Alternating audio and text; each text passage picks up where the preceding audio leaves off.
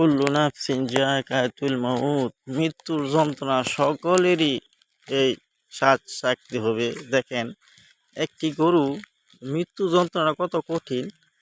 আরেকটি গরু দেখেন মারা গেছে। গরুর যে কি রোগ আল্লাহ তাআলা দিছে আল্লাহ পাকই জানে, বারে ফেলাই দিছে, গরুরা মারা গেছে। একে একে অনেকটি গরু মারা গেল।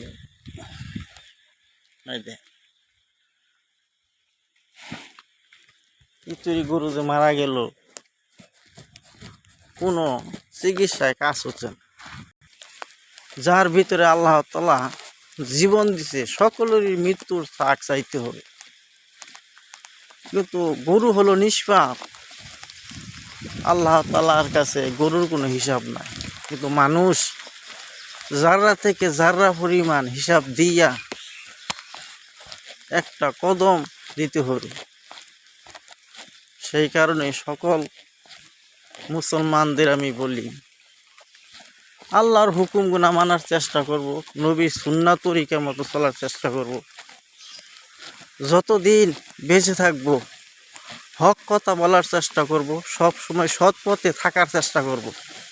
মানুষের হক নষ্ট করব না, মানুষের গীবত করব না।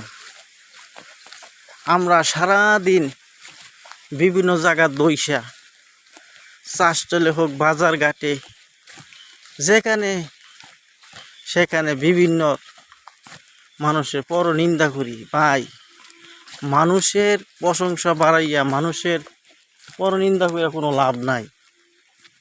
আল্লাহর হুকুম নবীর সুন্নাহ মতো চলার চেষ্টা করবো ইনশাআল্লাহ। আল্লাহ তাআলা আপনাকে আমাকে সৃষ্টি করেছে,